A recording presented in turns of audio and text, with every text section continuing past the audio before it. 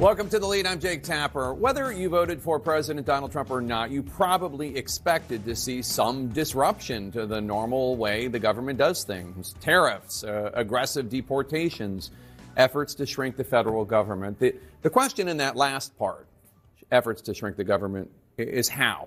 How is the Trump administration working toward accomplishing that goal? Two weeks into his second term, the answer is with very broad strokes and blunt instruments. For instance, most federal employees received a letter pushing them to resign now and be paid through September or risk the elimination of their positions in the future. And maybe some of you are thinking, good, the government needs to shrink, and maybe you think that these employees are bureaucratic dweebs here in D.C.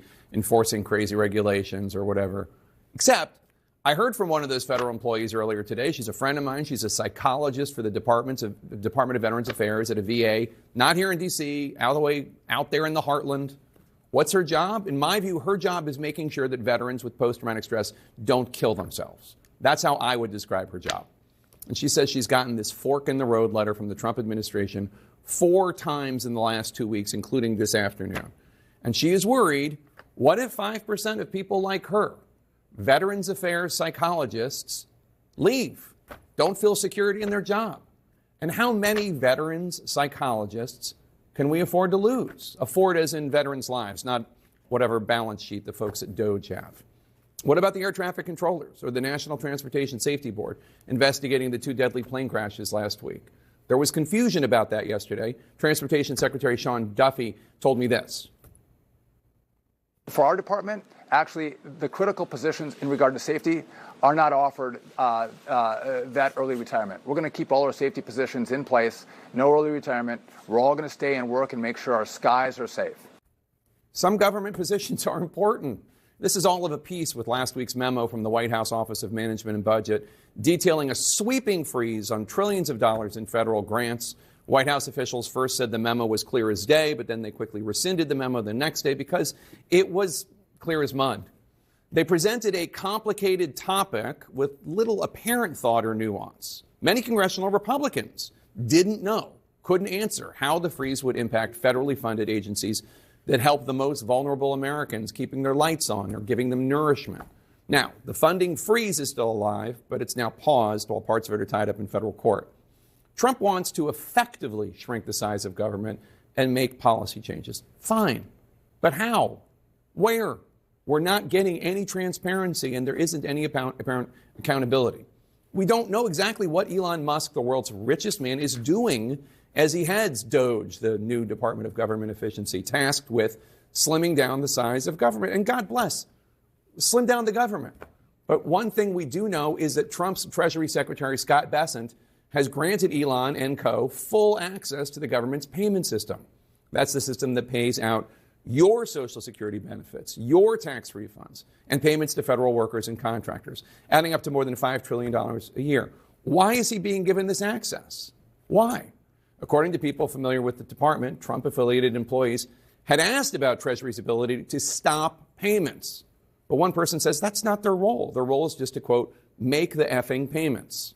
President Trump was asked about this today. Mr. President, why is it important for Elon Musk to have access to the payment systems at Treasury? Well, he's got access only to letting people go that he thinks are no good if we agree with him, and it's only if we agree with him. He's a very talented guy from the standpoint of management and costs, and we put him in charge of seeing what he can do with certain groups and certain numbers. Certain groups and certain numbers? Which ones? VA psychologists? NIH cancer researchers? Who? Surely parts of the federal government could be whittled down, but what we've seen so far is an axe being brandished and swung recklessly. And I have to say, this really reminds me of 2 weeks ago, how the president approached the January 6th pardons. Trump's team had originally told the public, including here on CNN, inaugural morning, that President Trump was going to engage in a process to make sure there was some care involved in who got pardons. We've made very clear in the past that President Trump has said we're going to look through each of the cases individually. We've also said that definitely do not support in any way, shape, or form anyone who's been violent towards law enforcement or things of the nature. But there have been a lot of people who have been treated unfairly. So they're going to look on a case-by-case basis. I mean, in no way, shape, or form, anyone who's been violent towards law enforcement or things of that nature is going to get a pardon. That's what he said.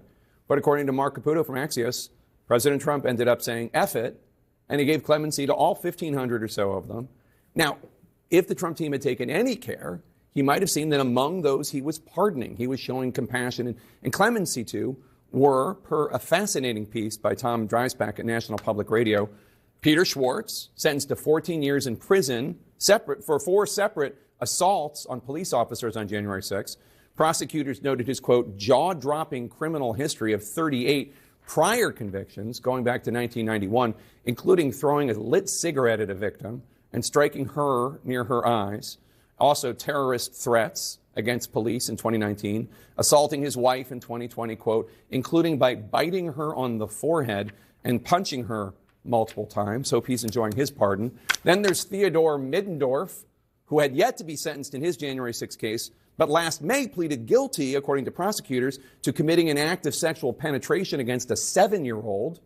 He's in prison for that charge. Hope he's enjoying his pardon from President Trump. Lest we forget David Daniel, who last fall was charged with production and possession of child pornography of a prepubescent minor and a child under 12 years old, quote, sexual acts with 2 young girls in his own family, prosecutors say. To be clear, Trump's clemency does not apply to any charges other than those relating to January 6th. Their other criminal cases are ongoing. NPR reports that Middendorf and Daniel are still behind bars. And I doubt President Trump wanted to show clemency to people accused of being pedophiles. But he did. He called the whole group hostages and patriots.